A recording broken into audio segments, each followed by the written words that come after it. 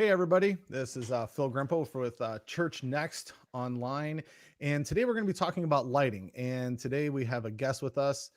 This is Jeff Cranfill with Special Event Services. And really quick, we'll just introduce ourselves again. Also, as we get going, I know that StreamYard, the service that we use here, is having some issues getting comments from some of the personal pages. So if you're trying to comment and we want to see those because we want to see your questions, you may want to go to the YouTube channel. So if you go to churchnext.online and look at our webinars, there's a link there to the YouTube channel. But again, my name is Phil Grimpo with Inspire Media Productions. And Jeff, if you can just give us an introduction of you and what you've done. Hi. Yeah, I'm Jeff Cranfill.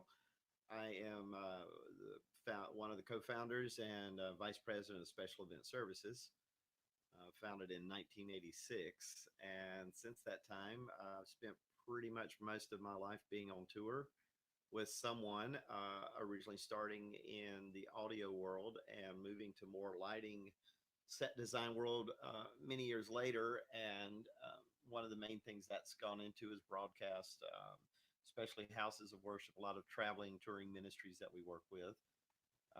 And so I spend my day now currently designing and programming and teaching people how to improve their online experience or their broadcast experience in a multitude of ways, from audio, lighting, and set design.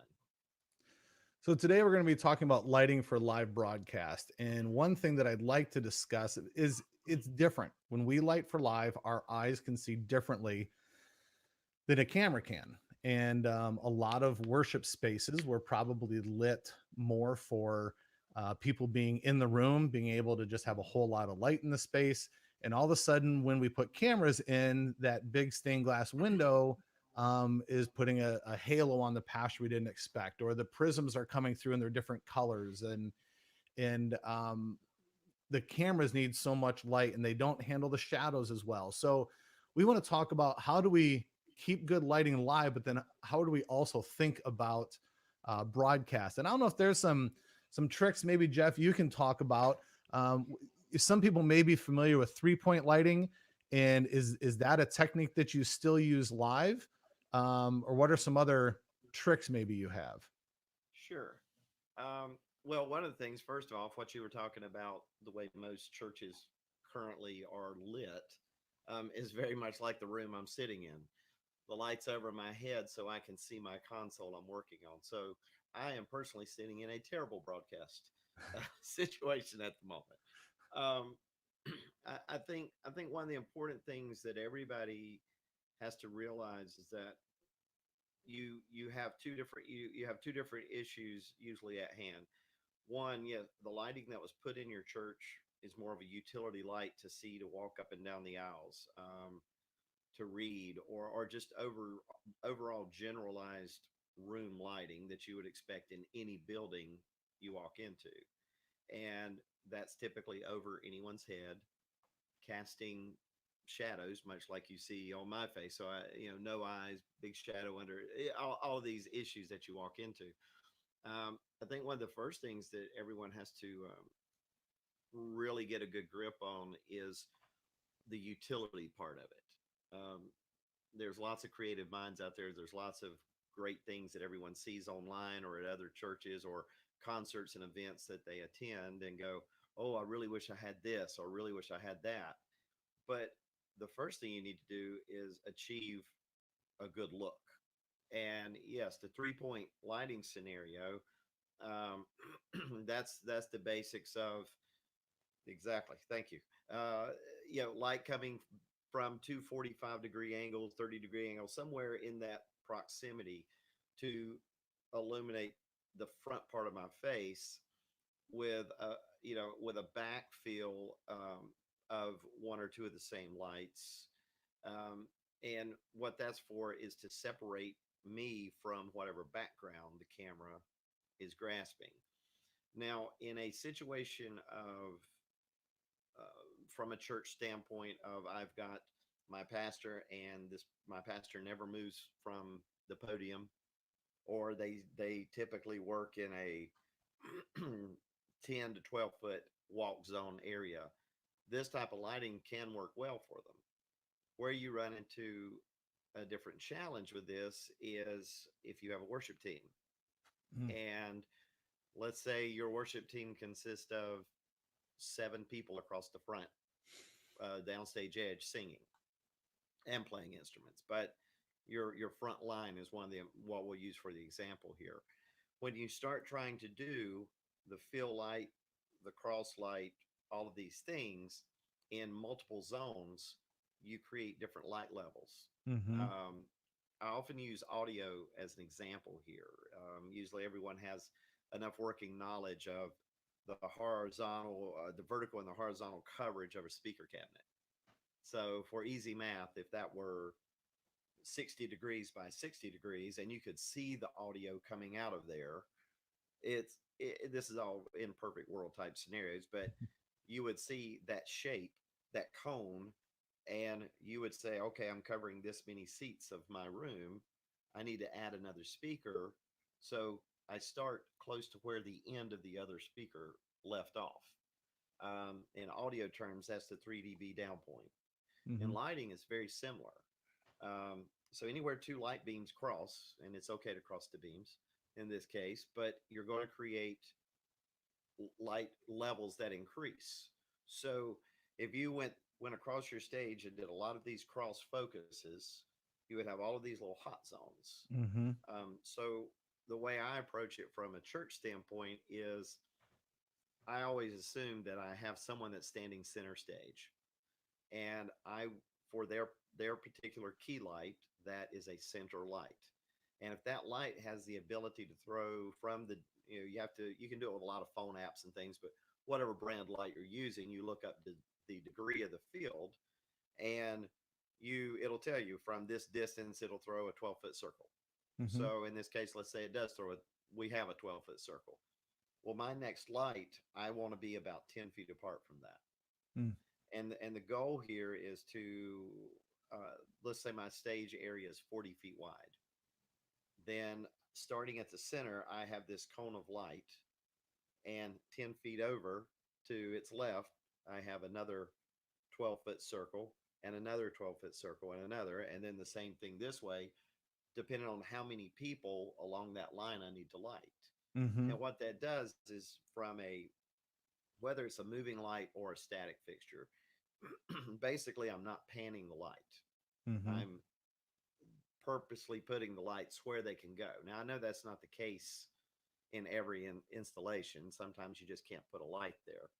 But Right. still, the idea is thinking from that cone of light. I'm going to spin my computer around to give you an example Okay. of what I'm talking about in my visualizer. So if you can see that okay, or that better, I assume. Okay.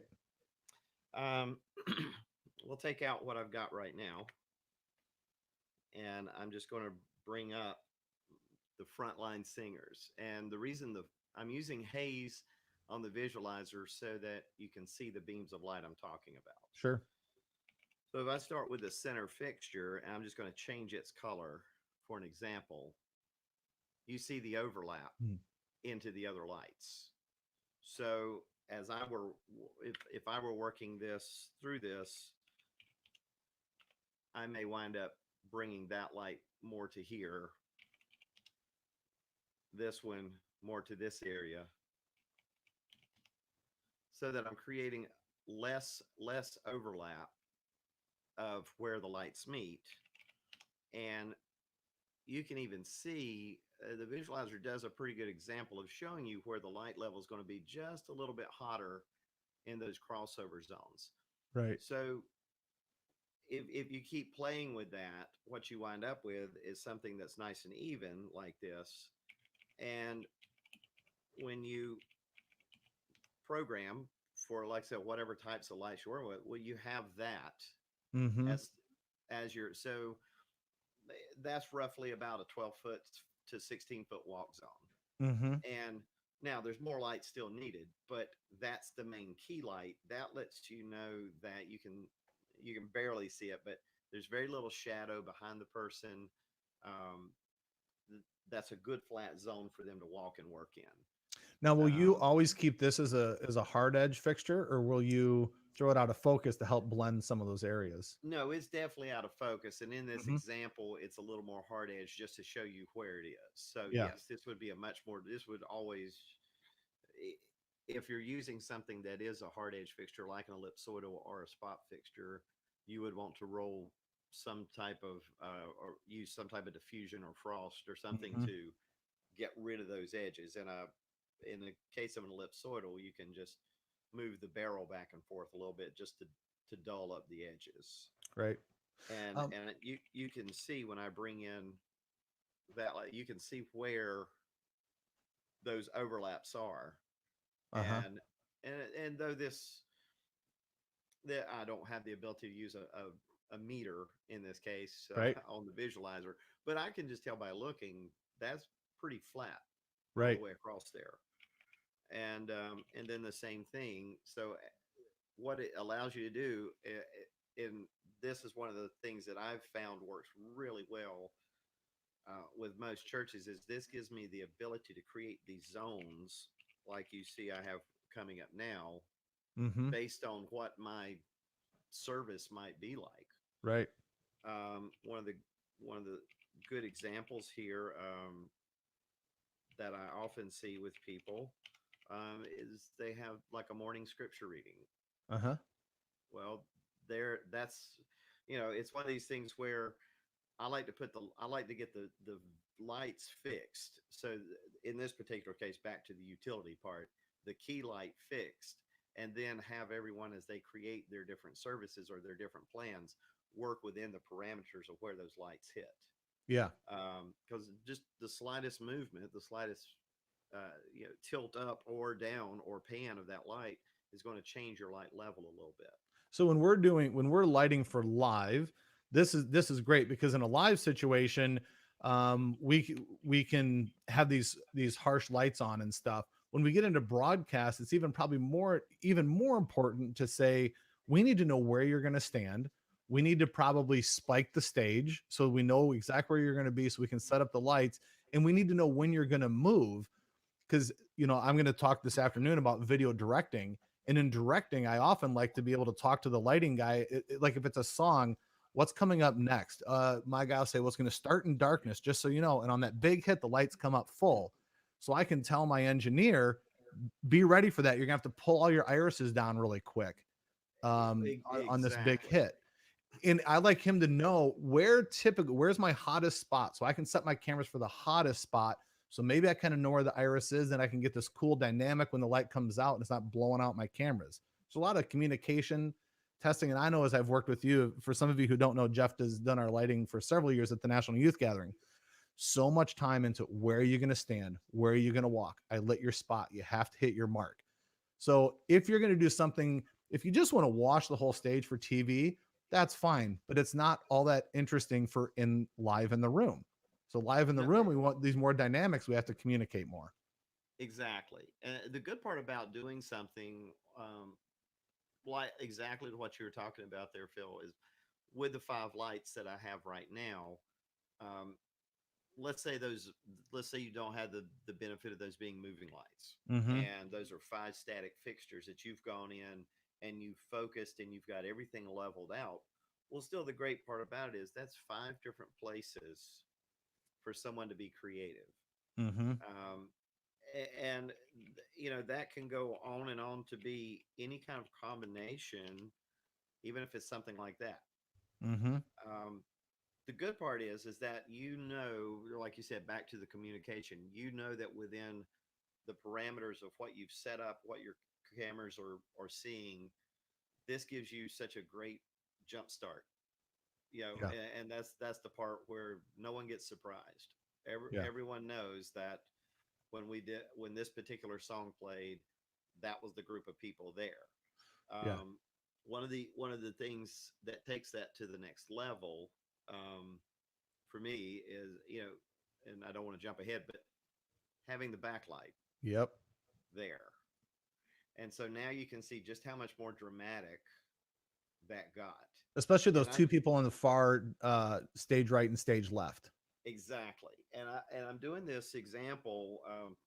Let me know if I'm moving ahead too soon Nope, out of you're the good. program. Um, but the reason I'm doing this example is so that again, imagine it is your service that you're doing here, um, and that's exactly how this song starts. But in the chorus, we want everyone, being a part of it. And as you can see, that's from a camera perspective and what a video would see. But not only that, but what an audience would see. That has a great dramatic effect for it. So we didn't. Mm-hmm. These people were never discounted. It's just they don't have quite as much light on them as the two stage right, stage left. So we bring in the other three, and again, you return back to that same level that you had. Now the camera is going to see pretty much the same iris setting. You're not Yeah. having to do a lot of adjusting for what you just did for what I consider to be a pretty big dramatic move. Right. And same thing, whether that's the intro of the song or the outro of the song, and you end up there. Oh You yeah. still you see you didn't. But another the the extra part of this is like I've said here, the front line having my lighting set as far as what I consider needs to happen for my front face lighting and everything. This right here also goes right back to one person walking up center to stand Yeah. behind a podium and deliver a message. Of course, I'm going to do something that maybe not everyone has the ability to do, but that would that would be my teaching light to Right. start with. Right. Now, I'm going to take this out, and the same thing goes for what I've done back here with the band. Oh, yep. So I, you know, again, these things, some of these things, this is a little plus Mm-hmm. to where I'm going here. But And that's if just you straight backlight right there. that's just straight backlight. Mm-hmm. So again, that contrast Mm-hmm. is really great. Now, of course, I'm doing all of this without any scenic lighting or anything to spice it up right now because it's to show you how the camera reacts to what's happening here. Yeah. And the way the camera is going to react to this is it's going to, if anyone on that front line, you're taking a solo shot or a two shot of that person, and that backlit band member is in their background, that's a great background Yeah. without distracting from the singer that you're concentrating on in the shot. Mm-hmm. And and as the band builds, well, they have their light too. It's the same thing. If you're the beauty of thinking through this zone, I call it zone type lighting in this sense, is if a song calls for it that there are no singers and there's just band. Mm-hmm. Well, you again, without doing a lot of movement, without doing a lot of changes, you made it very easy for that. As you were talking about, you've already written down in your tech notes halfway through this song is a solo featuring the Yeah. band, and you've already preset a camera for this. So when that faded out, you didn't have to do a lot Scramble. of crazy scrambling and jumping through hoops.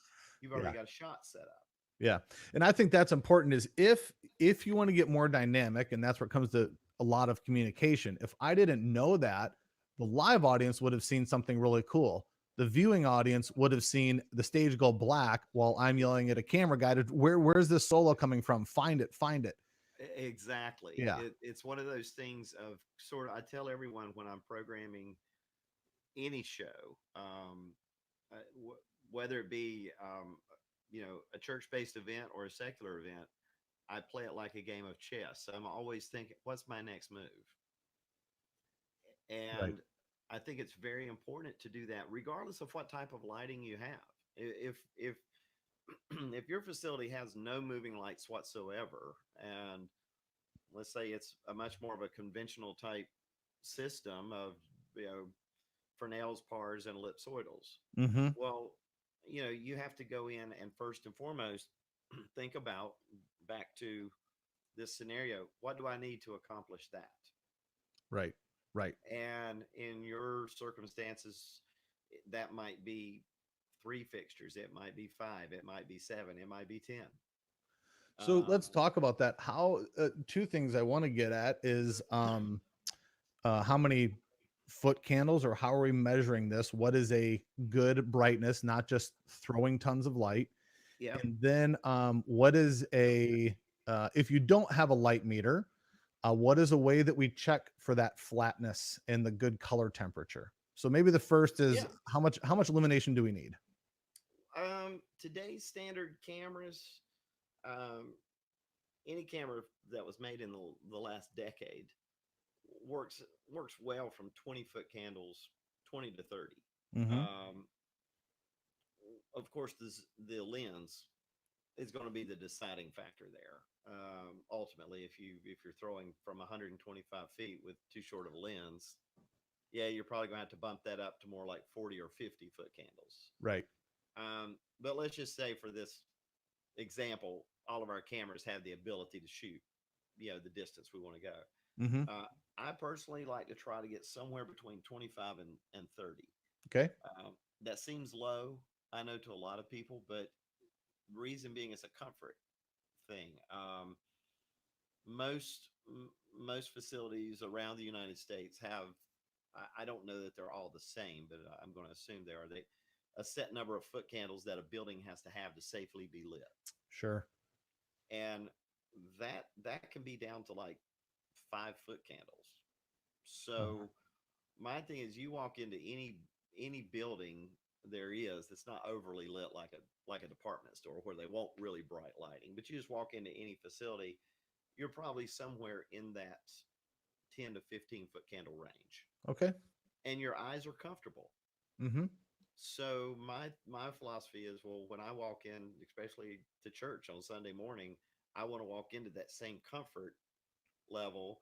And when it's time for things to start, whether that's the praise team coming up or announcements or whatever, that light level just a little bit above it, because it's an attention getter. It's Right. but Right. not a ton above it. The other thing you don't want, from if your front lighting is low enough and flat enough to eliminate the shadows that we've been talking about, um, you don't want much more light than that. That's when you see people do this, like, oh, I can't. Right. Yeah, oh, there you are. I can't see you, or they squint or Yep. something like that. So I started based on a comfort level, Mm-hmm. um, and if I don't have the cameras to make that work, then I just usually tell everyone to, okay, well, take your camera, open your iris up all the way. Mm-hmm. I'm going to bring up light until it looks right. Okay. And that can just be a few clicks more. Mm-hmm. And then, of course, to give someone a little safety net on their camera, I'm like, back that down one stop, and that's going to be where we land. Right. Um, I think that's how you, back to the no meter. So I think that's the best way to do it.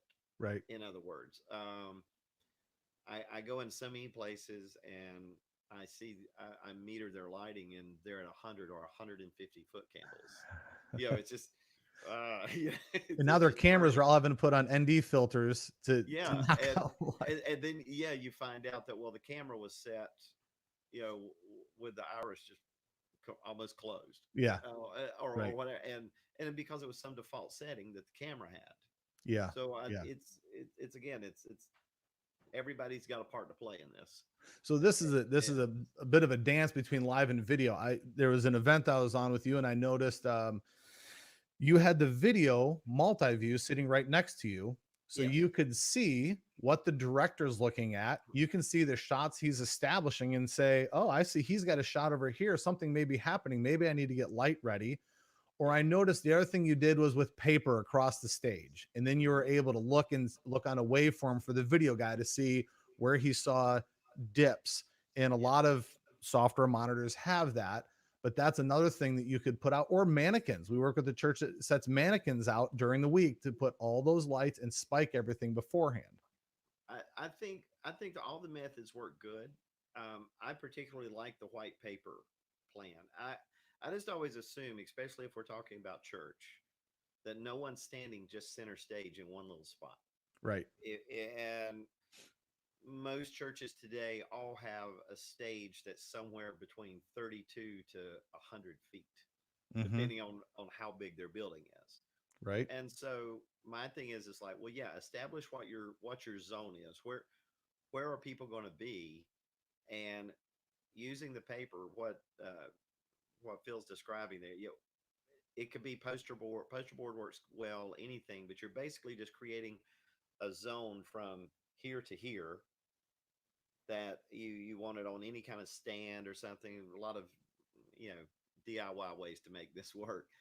Um, you just want to see that zone in your camera switcher, and with lighting, raising intensity. Of course, sometimes it may take if it's manual static fixtures, you may have to go up and bump the pan or tilt one way or Right. the other. But ultimately, what you're doing is you're flattening out that big white bar, and any camera shot that's taken is more than likely not going to have to make major iris adjustments once that's established, because that's what you want to leave up all the time as the reference.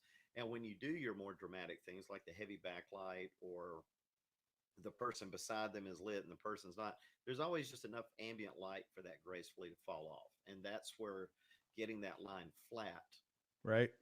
really is important, if you have the ability to do a waveform. If So when he's not, talking about yeah, waveform, here's a picture of a waveform, and so you may have this built into your camera, even you didn't know what it is. It looks cool, but what this does is this measures luminance from black to bright white, from left to right across the stage. So this isn't from paper, but if this was paper, we'd want to see these lines straight all the way across. This big dip, that's a big shadow right there. There's some shadows in here. hmm, The engineer doing video, and when we talk about directing later today, we'll talk about using these scopes. He's making sure that this isn't getting too bright. So if he ends up seeing it like this and it's over 100, the stage is too bright. But what Jeff is using is just that reference to see that I want to get this as flat as possible with that white paper without a bunch of dips and things. right.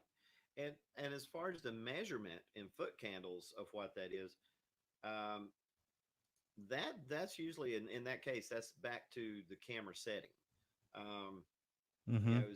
someone will come up and ask me, they go, well, what's the foot candles you're shooting at? I go, well, somewhere around 30, Mm-hmm. but I don't know where we ended up. Right. It may have been 27, it may have been 32. It's whatever increment worked to make that to work like that. And what I was going to say is, even phone apps, there's Mm. light meter phone apps that you can get, and you can get some good ones that actually use an attachment that Yep. work well, or you can actually just use the phone app on your phone. The thing you have to understand there is they're not calibrated. Right. The numbers you're seeing are not going to be what the real numbers probably are, but that's okay as well. Back to setting up your iris, for instance, let's you say you took your main number one camera, and I only turn on that center light that I was using as a reference. Mm-hmm. You've got your iris set to one stop short of full open, Mm-hmm. and you say that looks really good. Well, I'll take my phone and measure that using that phone app, and if that says it's 62.5, well, that's fine, but it's probably not a realistic number. But that doesn't matter. What you're caring about is that you have a reference. Right. You have a unit of Relative to measurement. 62.5, you know where you're at now. Yeah. So now you can say, well, I need to get all of my other lights at 62.5. And Right. that's going to get me, that's another way to get into the ballpark of that. Just using whatever available phone app as a unit of measurement. Now, Um, another thing I want to talk about color temperature.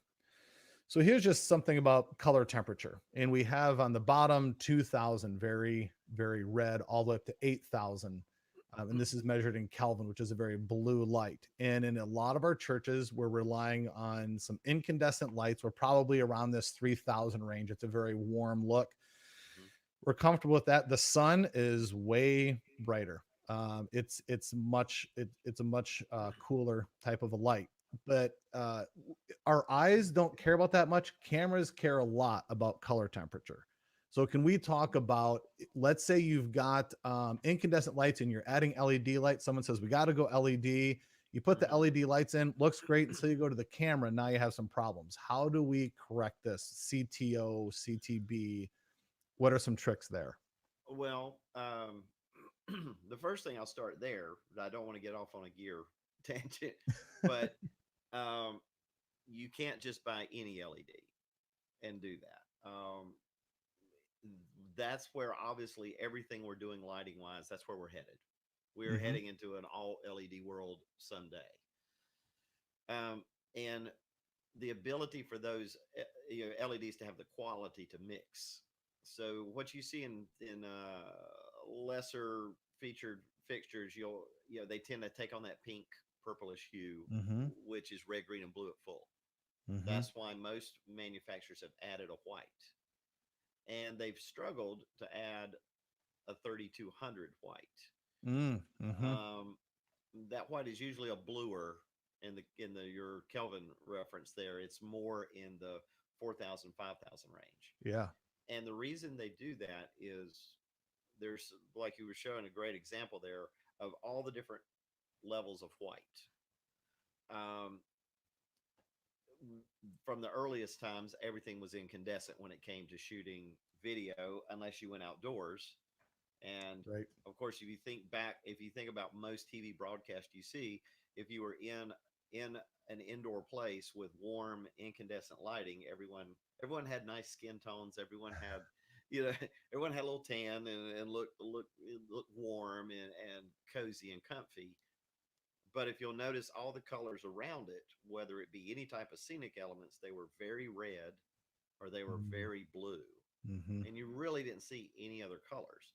It's because the camera doesn't know what to do with them. And so it's because your spectrum of light is so red to begin with, it can't it can't distinct that's purple or Mm-hmm. that's amber, because purple is a part of blue, amber is a part of red. So the camera just goes, well, I'm making that red and I'm making that blue. So Mm-hmm. everything's red and blue. If you look back at a lot of older TV broadcasts, you always notice red and blue is the color that gets used for everything. Right. Right. Um, And we'll light a stage purple. And I've noticed that if you don't have your cameras right, you say, why does it look blue in my viewfinder? It yeah, looks gorgeous purple on the stage. Yep. yeah, and so that's part of the color mixing part of the LEDs. Mm-hmm. In order for us to get that light looking white, most of them have added a white LED now, but it's a very cool, Mm-hmm. like it's about anywhere between 4,000 to 6,000 Kelvin Mm-hmm. white. The good part about it is the cameras really like working in that area.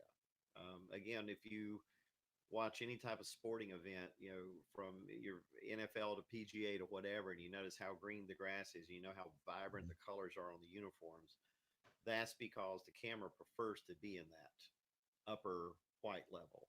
Mm-hmm. Um, the other thing, if you're using incandescent fixtures, they are probably rated at 3,000 Kelvin or 3,200 Kelvin, but that's only at full. When that Mm-hmm. light begins to dim, that light gets redder, and that's the actual filament in the bulb just glowing a redder glow. Right. So for most folks, if your facility is all incandescent fixtures, I suggest that you put color correction in them. And in that case, that would be a full CTB, using what's a common fixture in most any place there is where there's a stage, an ETC source 4 par. Mm-hmm. That light at full with a 750-watt lamp in it's going to net you somewhere around 3,000. Okay. You put a full cut of CTB in it, which according to the swatch book, it says it's a 5600 filter, And this daylight is a filter. gel, color Yeah, it's temperature a gel. blue Sorry. Yeah. gel that you buy. Um, Mm-hmm. it's going to take your light to about 45, 4,800, which is a great zone to be in because it's not a very blue looking light. Mm-hmm. I tell everyone it's a whiter white. Right. It's, we finally got some bleach in there and we got our dirty white cleaned up a little Because bit. you took And orange, you added blue, which didn't make it blue. It just made it less exactly. orange. Yeah. A lot of people look at the light because if you look at it, they go, well, those lights are blue. I'm like, Yeah. no, they're just whiter. That's Yep. all. Yep. But by being in that spectrum, all of the things I was talking about, like the ambers and the purples and the pinks, all the things that either rolled red or blue now actually show up. Mm-hmm. And the reason the reason for taking you down this path is back to the LED thing.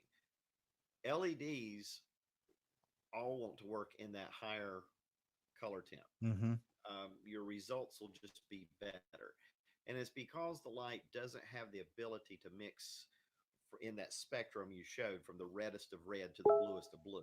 Mm-hmm. It's somewhere in here, Mm-hmm. is where its spectrum really is. Now, they do make really fine looking 3200 LED fixtures now. Right. If someone wants to use, prefers that color temp, you Yeah. can't do it. They do make them and they're better now. Mm-hmm. But again, you just completely took your possible color spectrum and just went, well, I got red or I got blue. Yep. And so, yeah, I hear beeping. Is that people asking Yeah, maybe a Facebook questions? comment or something. I can't read it from here, but I can't read what anybody may be asking. But Well, I did have really quickly, I did yeah. have a question from Adam who was asking what program were you using for your visualizer? Oh, well, that's Vision. I draw everything in Vectorworks. Mm-hmm. Vectorworks now owns Vision. They've come a long way. I like it because it's just in the same software family. I can be doing a 3D drawing. I can create the patch, the unit numbers, everything within Vectorworks. I can export it into Vision, manipulate it, do the things I need to do with it. Yeah. Just keeps you from, there's lots of great programs out there. Yeah. Capture is the one we use by Capture Sweden. Yeah, You Capture's can really good. model in it and it has a good visualizer. Yeah, And I think there's some affordable versions. Yeah. yeah, I think I'm sure. Yeah, I still think that a lot of people work in WYSIWYG, and Yep. WYSIWYG may be a bit more of a detailed beast than everyone else is. It's definitely got some great things to it. Um, I just like the convenience of working through this with Vectorworks, and the biggest thing that I really like about it is I can go in and if I'm working with a church, they can give me the drawing of the building. I can place lights where they need to be in Vectorworks and then Mm-hmm. instantly look at it in a very real situation. And I can just go back and drag that light to another light. That's what, let's say it's a new construction Right. and I have the ability to put the front light where it can actually go. And that works really well Right. in those situations. Yeah. So some other things before I go on to another piece is white balancing cameras. So now that we've figured out what our color temperature is going to be, now we have to make sure every camera knows that. And just a tip for that is if you haven't done this before, you can either on a lot of cameras dial in a custom white balance, and there'll be a K, and you'll dial in the color temperature, and if you have a light meter, you know where you're at. Let's say you're lit at 5600, you dial the camera into 5600, or I'll look through a camera, say that's what I think looks good, get the cameras to match. In a lot of ways, I don't want to say this in for sure, but it's not so much that all the cameras are exactly representing what you see, because you may say to my look that the stage looks a little blue and I'd like to warm it up. The bigger key is that all the cameras are the same. So when you go from one camera to the other, you're not seeing the shift in color temperature. So you can either dial it in, or you take a piece of white paper, put it where the pasture is going to stand, zoom in, hit your white balance on all your cameras. Pretty much every camera does that. And now they're at least matching each other.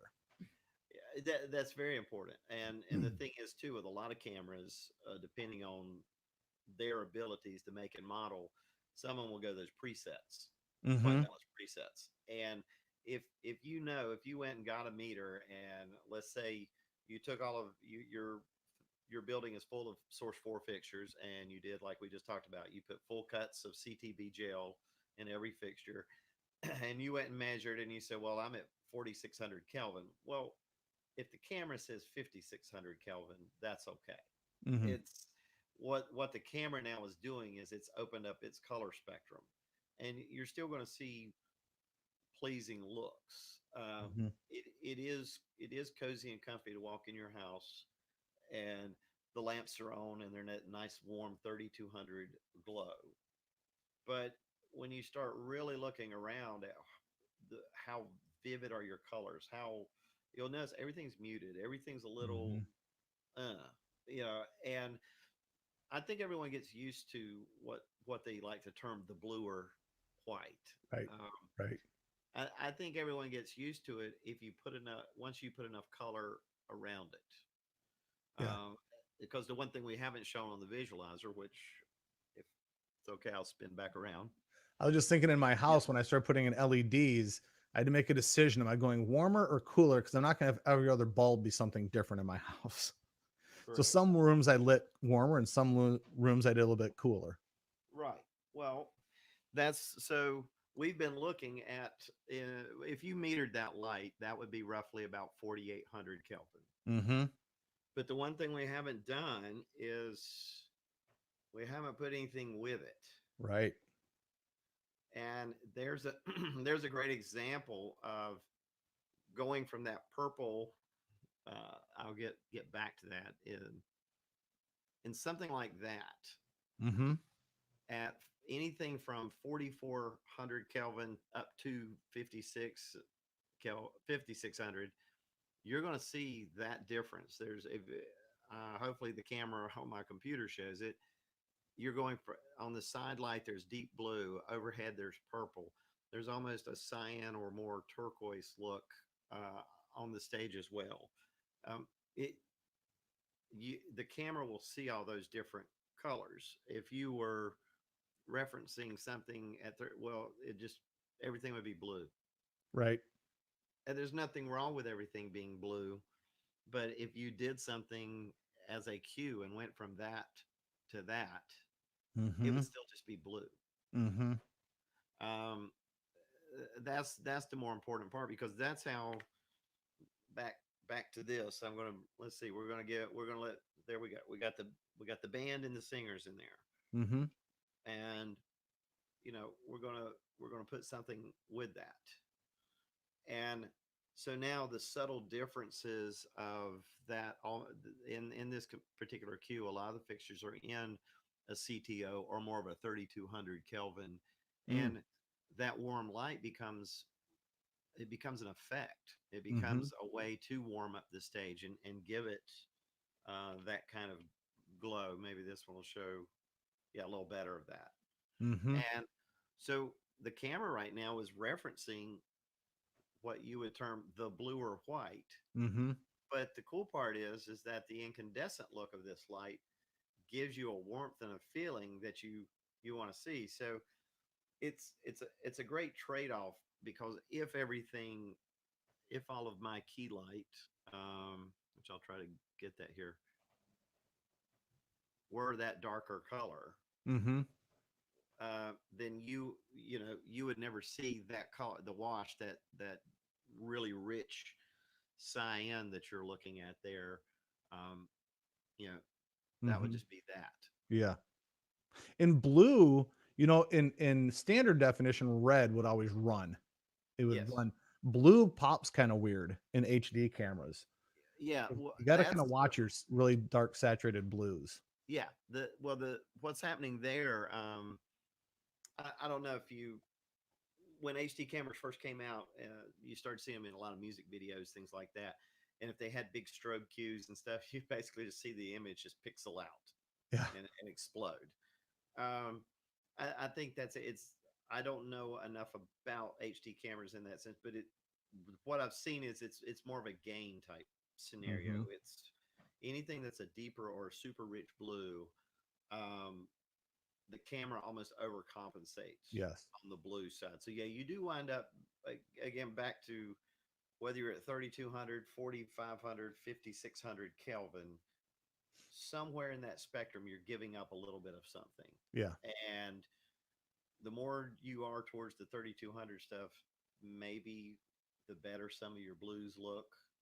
Yeah. Uh, but all the other things go away. So that's why I always advise everyone, well, let's get that color temp, your key lighting for anything that's lighting people. Let's Mm-hmm. get that lighting up.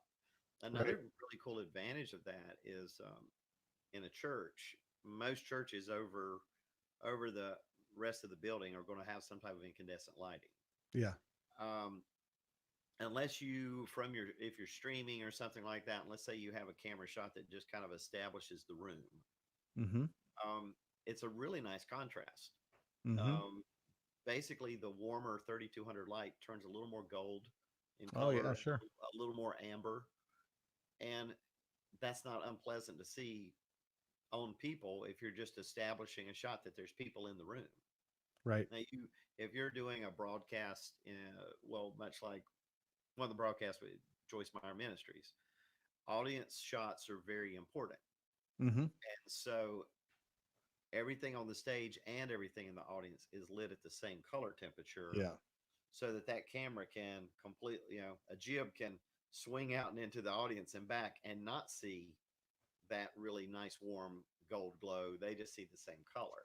Yeah, So I've worked some shows earlier, like late 90s, early 2000s, where they were constantly changing the filters in the cameras and changing the presets because they were lit so right, differently. yeah, Yeah. because it usually, well, and that's, in the earlier days, one of our earliest references for lighting anything on a stage was a spotlight. And a Sure. spotlight's always been some type of arc fixture. It's mostly not, there are incandescent bulbs in some models, but even back to carbon arc spotlights, it's an arc light. So they are a 5600 light. Right. And all your That, par cans were 32. yeah. And so your white balance to the spotlight. Yeah. And what we've learned over the years is to start bringing everything else up to that color temp. Mm-hmm. And that's a lot of people have asked me before. They're like, well, I watched this and it was this guy walking around on stage and it looked incredible. Well, yeah, that person was in a follow spot. Right. Most churches don't tend to have follow spots. Right. Right. So, Now so I've seen if people want to look more, and I'll try and find this to post with the webinar, but ETC has done some great studies and webinars and things on how color affects different materials, and now they're adding lime into fixtures. And if you really get into color theory, there's some super cool stuff there that can make your head explode. But when you're sourcing a fixture, some of those things make sense to say. Lime is kind of a big thing right now.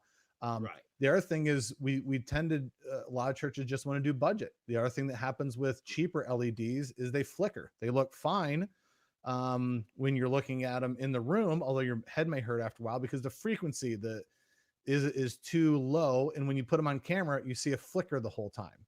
right. So sometimes they'll advertise as flicker free, or even just a more high end fixture is going to look better. That's something if you're going to spend a lot of money on lights, even any amount of money, look and see how it looks on camera as well, not just in the room.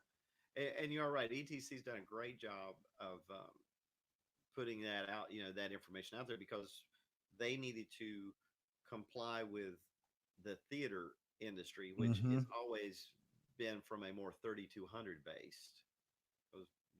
You, when you go to a Broadway play, you're not watching camera shots. Sure.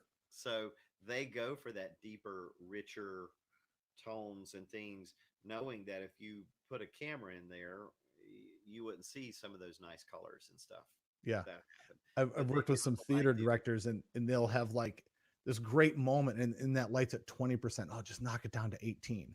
Okay, Yeah, that's great in theater. It's a good yeah, thing you're not doing video for this because that's not going to translate the same.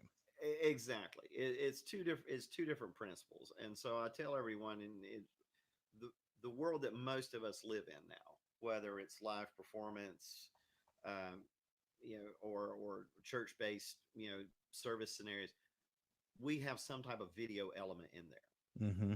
and that's one reason to be conscious about things like the color temperature, the flicker free. Um, we're all the same type of being that this day and age. Right here, you know, a phone. Right. It's we're always looking at a screen. Mm-hmm. And even if we go to church and sit on the front row, we still turn our head and look at the screen. If you got screens, we just do it.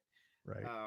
So it's about setting the priorities of, well, do I need this really super dramatic look that everyone's going to see? My 500 people are going to see sitting in this room, Mm-hmm. or do I need that to translate to a camera so that the 5 million people Right. potentially see it the right way? Now, one thing I'll Um, do is I will often, if it's a simple church service, I will light my downstage light, what's in front of the people, pretty flat across the board, and then I'll use the upstage lights, the backlights, and that's what draws more attention. If oh, I want absolutely. everything to go to a guitar solo, because of using volunteers and they, having to shade the cameras and maybe there's not Right. communication, I'll draw attention to the guitar with my backlight and keep my front light pretty well the same. So things aren't adjusting all the time. Oh yeah, that's exactly where the examples I'm showing. That's I tell everyone the show is in the upstage. Yeah. Uh, that's where you've got sort of the free reign to do musically or dramatically what you're trying to do, but just don't sacrifice those utility items that we've built in to create that good camera shot. Right. The other thing too is that anyone that has a video element, they either have projectors or LED Mm-hmm. nowadays in their building. Though all of those devices are typically 56 to 6,000 to 7,000 Kelvin. Yeah. A projector bulb can be up to 8 or 10,000 Kelvin, that's producing this image on the screen.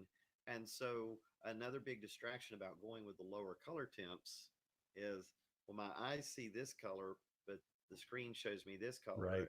and I'm looking at it right here in the same building. And the video guy is going to go in circles trying to shake that all down. Yeah. Yeah. So again, it's one of these things where always going towards the higher color temp, at the end of the day, it's just going to make life easier for you to create a good looking camera shot. And then, yes, you create the mood or the feel or the drama from that. That's built into all of the things that aren't coming from the front light source. Now, there might, if let's say you have all intelligent fixtures, Mm-hmm. uh, not necessarily moving, but they have the ability to color change. Mm-hmm. There might be this one or two instances where you want all of the people's faces to be green. I mean, I personally I can't think of one, but but there might be something that you want to do that with, Right. and that's okay. But understand that when you do something like that for the camera shot, that's something you need to plan on, Yeah. because whoever's running a camera is really going to need to know how to respond to that quickly. Right. Um, Again, like you were talking about having volunteer camera operators, I when usually when I go in and do most churches, um, unless there's something that's going to be from their program that requires a certain level of what I call theatrical Mm-hmm. looks, I actually go for the big stage. Uh-huh. It's the band, the singer, everybody's important. Mm-hmm. Everybody's a part. Everybody's engaging. Everybody's a part of it. And I don't worry about soloing out that Sure. person necessarily. And because my philosophy is on Sunday to Sunday, every shot counts. Right. So whatever your camera is pointing at right now, you got a chance of it being a good shot. Right. Yeah. And I think that's the important part too. That to me is what I always tell everyone when I'm teaching classes with in a real room with lights and with console. I look at everybody and go, don't overthink this. Yeah. It make that whole landscape look really nice. Yeah. Yeah. And now for the people sitting back in video world that aren't getting the benefit of what I'm seeing, they're seeing it through the lens, Sure. and they've got people that may not be professional camera operators. Well, they can zoom in on this portion of the band, and it's a really good shot. They Yeah. can, one singer, Yeah. two singers, three singers, whatever. It's still a good shot. Right. I think that's an important part about it, is to understand, to get that utility portion built in. So when And I first started in video, there was a camera guy we worked with, and this was all shooting for post production. We used him a lot because he was very good at lighting. So he'd spend forever lighting the shot. Nowadays, we've gotten lazy in post production that we say, we'll just fix it in post. The tools are so good, but in live, we don't have a fix it in post. no, Brad White wrote this. He said, a large issue is people spend millions on video gear, but think about the lighting last. If you very don't good. have good lighting, the video, you can't fix this. Once it's gone live, you're done. Broadcast is a Yeah. different beast. Once you've missed that shot, missed that, all the lights went out and the guitar solo was playing and you missed it, it's gone forever. So yeah. Yeah. I mean, it's that's why I say it's back to the not overthinking. Right. Um, I mean, if you sit around for enough hours of the day, especially like I have the benefit here to sit in my home with a lighting console, with a visualizer, pretty much just I'm as real as it can get. Yeah. Um, and then someone sends me a half a dozen songs to program. Well, there's lots of things I can go in and do that would create a level of drama and excitement down to, like you said, that one single light on that guitar player. Right. But we that's me sitting here for hours and days at a time creating this. Yeah. And like I said, that's not the world we live in. A great example of that is, like I said, you're most of the time, anything you're talking about like this, you're looking at it on your phone, Yeah. where Yeah. there's 10 million other things that you can be looking at on your phone. Yeah. And just like the level of the audio, we listen to it through computer speakers, or we plug in earbuds and listen.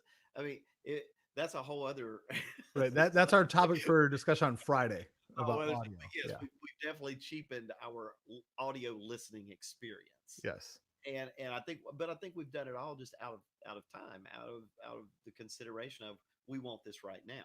Right. Right. and and so, yes, it's a very much, it's people will go in and say, well, we bought these 4K cameras and this and this and this, and but you have no backlight. Right. Well, you could have bought a camera for half that price Right. and still got the same shot, because Yeah. with no backlight, it just, and so, yeah, it's always knowing that there's certain things. I always tell everyone, in the production and the creative side of this world, there's a set of rules, and then there's a set of rules that we break. But the set of Mm-hmm. rules that you don't break, or you've got to have, key lighting at the right angle. You've got to have backlight. And if that means you had to sacrifice some of the fixtures in your rig, um, you know, if you've got only 24 lights, and in order to do the proper band and singer lighting that you need, you've got to use 16 of those lights. Well, those other 8 that you got left, get creative with them. And that's how you get creative with that stuff, is you figure out what your parameters are that you have to work with, which I think is important. Sorry, I had to change my camera over here. One thing that we can't compete, you were talking about backlight, is competing with God. Here's Yeah, some bad backlight. We have to deal with the sun, and we've seen this on some broadcasts that are going on right now. yeah. Um, but how do we control the sunlight in churches? They want to go to broadcast. We have a bad sunlight. I mean, you can put up shades. Is that something you see as your install crews work with Yeah. churches? Are they trying to mitigate that? I mean, none of us are. God put the biggest light out there, and none of us are ever going to be able to compete with it. Yeah, it's blocking it out. Yeah. But that too, that's the best way to do it. But let's say, for example, you can't. Even if you were in a building that had a big, ambient glow, which you and I just were in a while back in Minneapolis. Mm-hmm. Right. Uh, that took me to a different level of design, because the two things you're fighting there, depending on where the sun is, it's going to cast shadows, So much like that. huge glass ceiling, glass walls was that building. Yeah, so it's Yeah. it's going to cast shadows, basically, like what you showed with the big backlight and no front lighting. Yeah. Um, it takes front light to fill that, and no, you can't compete with the 10,000-foot candles. Let's say the sun is, but but you got a plan on it, so you fill in as much as possible. The other thing to take in consideration there too, uh, is, if the sun is shining, then that's 5600. So you got to get your color temp where it needs to be. But let's say, so you're in a church that has that type of thing. Well, then, from your lighting standpoint, you're going for eliminating shadows, which Mm-hmm. happens front key lighting. Um, like your example of your photo, well, you've got plenty of backlight, but Right. you create some other good looks, or some big worship settings or something. One of the things that I go for is, that's where I take fixtures and put them on the floor. I actually fire color up from Yeah. these. I'm almost putting light in your face. In other words, not So not do you some. do a lot of floor lights? I do in those situations. If it's a lot of daylight situations, Mm-hmm. if you watch a lot of daytime, whether it's concerts or anything, and you see, you're like, why is that person running lights at 2 o'clock in the afternoon? Right. If you look closely, you'll see that the lights are, you typically facing outward. Right. so that we're just creating a landscape of color and effects to complement the music. We know that we're not lighting up anything because we can't compete with the sun. Right. This is the same. The reason I was saying this so much detail. This is segueing into if you just by chance happen to have a big LED wall behind you. Right. Well, depending on how many LEDs are in there, that's a lot of light. Yeah. And from a theatrical or rock and roll or whatever effect you're going for, you're better off maybe having a lot of floor light, a lot of light in these empty spaces to create an overall look to complement the video than worrying about actually being as bright as the video, because that's really hard to do. Mm-hmm. Um, Most people tend to turn their LED walls up a little too bright, um, and you can turn them down and find a happy balance, but you can't walk away from a 40-foot wide by 20-foot tall screen that's the whole backdrop, and it's got bright blue sky and fluffy clouds rolling across it, which looks really nice and lyric support. Yeah. You're complementing that. Yeah. You're not fighting it. And so that's why I tell get the instead of the lights being way up here, there where you can see my hands, way up here shining down on your stage, they're more like here coming out. Yeah. And now I'm a part of now I've got something that's an effect to go with the video. Yeah. Well, And hey, videos is good backlight sometimes. yeah, and it can be overpowering. You need it Yeah. bright for in the room, but the cameras needed a little bit duller. So Yeah. I think one of the big lessons here is just you you got to get the cameras out. You got to try it. You got to experiment. Hmm. Too many times with volunteers and stuff, we're showing up on Sunday morning, turning it on and hoping for the best, and we haven't stepped through all these pieces. So if you Right. can get a visualizer, that's great. The other thing is just the advantage that churches have is you're in one space, different than you, who's in a different space every night. You're in one space. We can spend some time to tweak on Right. these things. If we have our current fixtures and we're putting that gel in that we talked about, you're going to lose a little bit of light in that as far as Hmm. brightness. So you may need some more lights. If you're looking at transitioning to LED, it's probably a good time for that. But I'd spend some time researching, demoing some fixtures. You can usually always get a demo and not just look at it in the room, but see how it's going to play on camera. Yeah. We're at about an hour. Is there anything else you just want to share with us? I thank you for all your time here today. Well, I appreciate it. Well, there's definitely many more things. Yeah. I think I wanted to keep the basic details of it. It's like I said, it is go into your facility, figure out what you have and what your needs are, and hopefully you through your inventory you can work through that. But I think the biggest thing is to always, especially where we're headed this day and age with moving fixtures or color changing fixtures, it's like don't worry about all of the effects this thing can do. Figure out how you get good light first, Mm-hmm. and Mm-hmm. then work on that part. When I program for utility first. My first pass is, did I get all the right parts lit? Yeah. Second pass is backlight. Third pass becomes effects in the special stuff and the timing. But prioritize that way, especially if people are trying to work on a short schedule in a church where maybe you're only coming in and you have an hour or so to program. Right. Knock out the stuff you have to have first, and then and build in more. And the reason that's so important is because in the case of church, whether you have a back video screen or not, or you just have scenic elements, there's so many other things you can do that don't involve lighting to create a great look. And Mm-hmm. I've worked with so many churches where I've seen so many creative things where someone built a wall out of wood pallets, Right. or they went in and they put small incandescent bulbs on little PVC pipes and stuck them all over the place. And things that you can buy at the hardware store Yeah. can be a really good element to help with that, and stuff that you can do on a relatively easy low budget, but you can't sacrifice lighting someone's face. Right. You Right. have to stay true to that. So like I tell people, I said even if you only have just enough lights to get a good front key light and a good backlight, well then I'm sure someone in the church is a painter or something. Right. Get a Yeah. make a backdrop. Yeah. Do anything to help liven up the area. Don't worry about you don't have enough lights Right. in that sense. Right.